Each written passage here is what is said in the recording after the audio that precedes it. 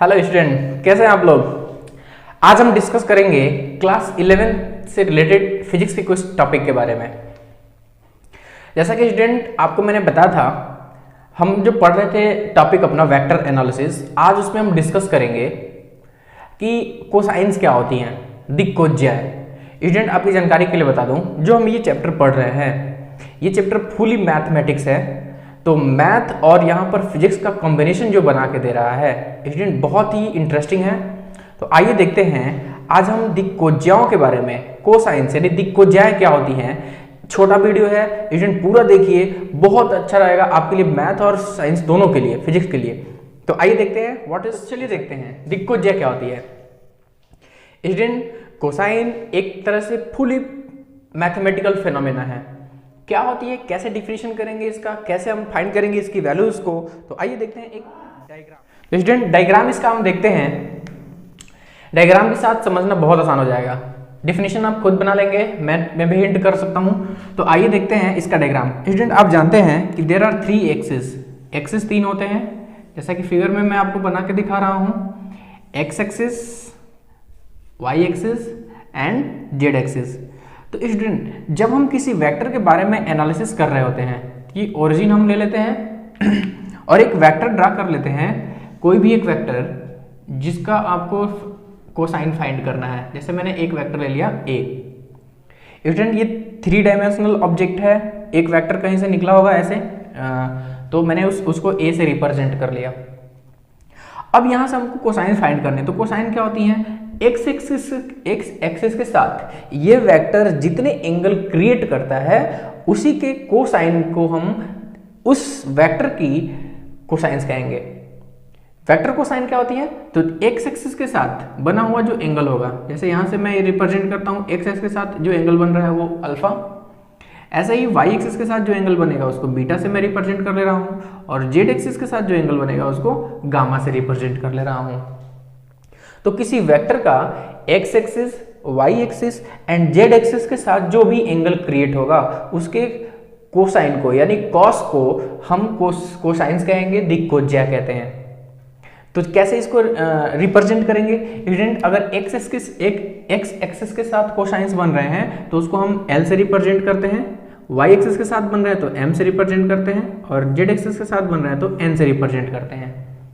तो जैसा कि मैंने आपको बताया था कि अगर हम इस पे एक परपेंडिकुलर डाल रहे हैं तो एक्स एक्सिस के साथ जो कोसाइंस बन रहे हैं, ये अल्फा एक्स एक्सिस, ये जो वेक्टर होता है वो ए एक्सिस से रिप्रेजेंट होता है स्टूडेंट, वाई एक्सिस के साथ ए वाई से रिप्रेजेंट करते हैं, जेड एक्सिस के साथ ए जेड से रिप्रेजेंट करते हैं। और वहां पे मैंने दो एक्सिस के लिए मैंने बताया था कि ए जो होता है अंडर रूट ए एक्स स्क्वायर प्लस ए वाई स्क्वायर के बराबर होता है, मेरे पहले वीडियो में आपने देखा है। ऐसे अगर 3 एक्सिस हैं तो एक और बढ़ जाएगा, इसमें ए जेड का स्क्वायर हो जाएगा। तो हम यहाँ पे डिस्कस कर रहे हैं कोसाइंस के बारे में। तो कोसाइंस हम कैसे फाइंड करेंगे, तो स्टूडेंट कॉस को हम किसी वेक्टर का एक्स एक्सिस के साथ जो एंगल बन रहा है अल्फा, तो उसको हम रिप्रेजेंट करने के लिए कॉस ले लेंगे, कॉस अल्फा। तो cos alpha is equal to होता है स्टूडेंट बेस अपॉन हाइपोटेनस। तो बेस कितना है ए एक्स और हाइपोटेनस कितना है, ये वेक्टर ए से रिप्रेजेंट हुआ है। तो cos alpha is equal to base यानी vector A X upon vector A, ऐसे हम रिप्रेजेंट कर सकते हैं। तो वेक्टर फॉर्म में ना लेके इसका मैग्नीट्यूड ले ले तो केवल मैग्नीट्यूड हो जाएगा ए एक्स और अपॉन कैपिटल ए। अब यहाँ से हम ए एक्स की वैल्यू फाइंड कर लें तो या स्टूडेंट आप ऐसे छोड़ सकते हैं, ये एक्स एक्सिस के साथ बना हुआ एंगल है अल्फा, तो उसका कॉस बन जाएगा कोसाइन ऑफ एक्स एक्सिस यानी एल से रिप्रेजेंट कर लेंगे। ऐसे ही हम वाई एक्सिस के साथ रिप्रेजेंट करें तो कॉस बीटा, और यहाँ पर क्या हो जाएगा student A Y upon capital A base upon hypotenuse हो जाएगा। इसको इक्वेशन 2 फाइंड कर सकते हैं। ऐसे ही जेड एक्सिस के साथ एन से रिप्रेजेंट कर लेंगे कॉस गामा, तो cos gamma is equal to A Z upon A, इसको इक्वेशन 3 फाइंड कर लेंगे। अब हमको निकालना है कोसाइंस, एक रिलेशन फाइंड करेंगे यहाँ से। तो स्टूडेंट एल एम और एन ये कोसाइंस हो जाएंगी एक्स एक्सिस के साथ, वाई एक्सिस के साथ और जेड एक्सिस के साथ। तो यहाँ से एक बेटर रिजल्ट आपको मिलेगा अगर हम तीनों इक्वेशन को स्क्वायर करके ऐड कर दें। Squaring and adding all 3 equations, तो हम क्या पाएंगे स्टूडेंट, ये हो जाएगा L square plus M square plus N square equal to, ये हो जाएगा cos square alpha plus cos square beta plus cos square gamma. और यहाँ पर हम वैल्यू पुटअप कर देंगे कॉस अल्फा की, तो कॉस अल्फा की वैल्यू हो जाएगी ए एक्स अपॉन ए का स्क्वायर, ऐसे ही स्टूडेंट यहाँ पे हो जाएगा ए वाई अपॉन ए का स्क्वायर, ऐसे ही स्टूडेंट यहाँ पे हो जाएगा ए जेड अपॉन ए का स्क्वायर। अब इसका हम कैलकुलेशन बहुत सिंपल तरीके से कर सकते हैं स्टूडेंट, ये हो जाएगा ए एक्स स्क्वायर, ऊपर सबका डिनोमिनेटर ए है, और ऐसे ही ए वाई का स्क्वायर, ऐसे ही ए जेड का स्क्वायर अपॉन नीचे सबका हो जाएगा ए स्क्वायर। जैसा कि आप देख रहे हैं ए स्क्वायर प्लस ए वाई स्क्वायर प्लस ए जेड स्क्वायर, स्टूडेंट यहाँ से हम इसको दोनों साइड का स्क्वायर रूट करेंगे, पूरी वैल्यूज की जगह पर हम ए स्क्वायर पुटअप कर सकते हैं, तो ए स्क्वायर अपॉन ए स्क्वायर कैंसिल हो जाएंगे, तो क्या बचेगा स्टूडेंट 1। यानी हम फाइनली कह सकते हैं कि जो कोसाइंस होती हैं एल एम और एन, इनका स्क्वायर का जो सम होगा यानी L square plus M square plus N square, इनके स्क्वायर का सम स्टूडेंट हमेशा 1 होता है। ये बहुत ही बेटर रिजल्ट है, आप इसको तैयार रखेंगे। मैथमेटिक्स और फिजिक्स दोनों में इसका बहुत ज़्यादा रोल होता है। तो आई होप आप कोसाइन निकालना सीख गए होंगे। इससे रिलेटेड हम न्यूमेरिकल्स भी देखेंगे। तो स्टूडेंट यहाँ पर पहले एक्स एक्सिस के साथ हम कोसाइन एल से रिप्रेजेंट करेंगे, वाई एक्सिस के साथ इस वेक्टर का कोसाइन एम से रिप्रेजेंट करेंगे, और जेड एक्सिस के साथ वेक्टर का कोसाइन हम एन से रिप्रेजेंट करेंगे। कोसाइंस डायरेक्शन बताती हैं कि कोई भी वेक्टर किसी एक एक्सिस से किस डायरेक्शन में वेरी करता है, तो इसीलिए हम कोसाइन का यूज करते हैं और इस कोसाइन को ऐसे इसी मेथड से हम फाइंड करते हैं। आई होप आपको ये डेरिवेशन भी समझ में आया होगा। तो आइए देखते हैं एक छोटा सा न्यूमेरिकल। तो आइए स्टूडेंट क्वेश्चन देख लेते हैं। क्वेश्चन आपके सामने मैंने लिख दिया है।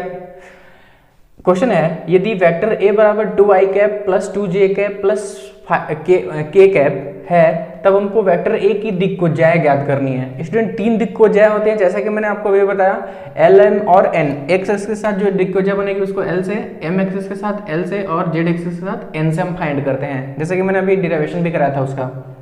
तो यहाँ पर हम इसका सोल्यूशन देखेंगे। तो स्टूडेंट जो एक्स एक्सिस होता है, जो वेक्टर ए है, ये वेक्टर ए है, इसको 3 पार्ट में डिवाइड कर दिया गया है, एक्स एक्सिस, वाई एक्सिस और जेड एक्सिस। एक्स एक्सिस का जो कंपोनेंट है, जैसा कि यहाँ पर आप देख रहे हैं, वेक्टर एक ए इज इक्वल टू दे दिया है 2i cap plus 2j cap plus k cap.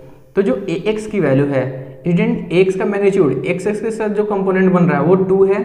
ऐसे ही ए वाई की वैल्यू दे दिया है, ये भी 2 है, और ए जेड की भी वैल्यू दे दिया है। यहाँ पे स्टूडेंट इसका जो गुणज है वो 1 है, तो 1 ले लेंगे। अब हमसे क्या पूछा है दिक्कोज्याओं के बारे में, एल एम एन के बारे में। तो एल एम एन निकालने के लिए हम फार्मूला पढ़े हैं, L is equal to A X upon capital A. ऐसे ही L M is equal to हम पढ़े हैं A Y upon capital A, और एन इज इक्वल टू अभी पढ़ के आ रहे हैं डिराइव करके ए जेड अपॉन कैपिटल ए। अब हम क्या करेंगे, हमारे पास ए एक्स मिल गया है, ए वाई मिल गया है, ए जेड मिल गया है, बट हमको अभी ए की वैल्यू नहीं फाइंड हुई है। तो स्टूडेंट ए की वैल्यू निकालना बहुत ही सिंपल, जैसा कि मैंने आपको बताया था कि जो वेक्टर होता है ए, ये तीनों वेक्टरों का सम होता है, वो स्क्वायर का सम होता है। तो ए बराबर 2 का स्क्वायर ए एक्स स्क्वायर प्लस ए वाई स्क्वायर। मैं आपको फार्मूला भी लिख देता हूँ स्टूडेंट ताकि कंफ्यूजन ना हो, ए एक्स स्क्वायर प्लस ए वाई स्क्वायर प्लस ए जेड स्क्वायर। इस फार्मूले की सहायता से आप फाइंड करते थे। तो यहाँ पर हम वैल्यू पुटअप कर देंगे, ए एक्स की वैल्यू 2 ऐसे करके स्क्वायर कर लेंगे, 2 2 4 और 1, तो 4 4 8 और 1 9, 9 का स्क्वायर रूट होगा 3। तो ए की जगह पे हम 3 वैल्यू यूज करेंगे। तो एल इज इक्वल टू कितना हो जाएगा, वेरी सिंपल, ए एक्स 2 है तो L is equal to 2/3। I hope आपको समझ में आ गया होगा ये आंसर। ऐसे ही एक्स एक्सिस के साथ एम के वाई एक्सिस के साथ निकाल लेंगे, ए वाई 2, और ये भी कितना है स्टूडेंट 3, ये भी सेम वैल्यू दे रहा है। वाई एक्सिस के साथ दिक्कोज्याय एम हो जाएगी, and finally N A Z की वैल्यू 1 है, 1/3, ये जेड एक्सिस के साथ दिक्कोज्याय हो जाएगी। तो स्टूडेंट ये तीनों दिक्कोज्याय हम एल एम और एन इस वैल्यू से फाइंड कर लेते हैं। एक इंपॉर्टेंट बात बता दूं, क्या मेरा आंसर सही है, आइए चेक करके देख लेते हैं। तो स्टूडेंट अभी हम बताए थे L square plus M square plus N square, इसकी वैल्यू हमेशा 1 होती है। तो हम चेक कर लेते हैं ना, 2/3 एल के जगह पर 2/3 रख लेंगे, तो 2/3 का स्क्वायर प्लस एम के जगह पर भी 2/3 रख लेंगे, स्क्वायर कर लेंगे, और एन के जगह पर भी 1/3 रख के स्क्वायर कर लेंगे। कैलकुलेशन करेंगे तो 2 2 4, 4/9 प्लस यहाँ पर स्टूडेंट 4/9, और यहाँ पर भी 1/9। तीनों का अगर हम एलसीएम देखें तो 9 होगा, 448 और 8 और 1 9 यानी 9/9 स्टूडेंट कैलकुलेशन कर रहे हैं तो हम क्या पा रहे हैं 1 हो जा रहा है। इसका मतलब कि जो हमने प्रूफ किया था कि L square M square N square की वैल्यू 1 होती है, तो यहाँ पर बहुत ही आसानी से प्रूफ हो सकता है स्टूडेंट। ऐसे हम दिक्कत को जो है फाइंड करते हैं। आई होप आपको ये वीडियो पसंद आया होगा। छोटा वीडियो था, अपने दोस्तों में शेयर करिए और आगे इसको मेरे चैनल को जो नए हैं वो सब्सक्राइब भी कर लीजिए। तो आज के लिए इतना ही। नेक्स्ट क्लास में हम कुछ और इंटरेस्टिंग टॉपिक लेके आएंगे। तब तक के लिए धन्यवाद।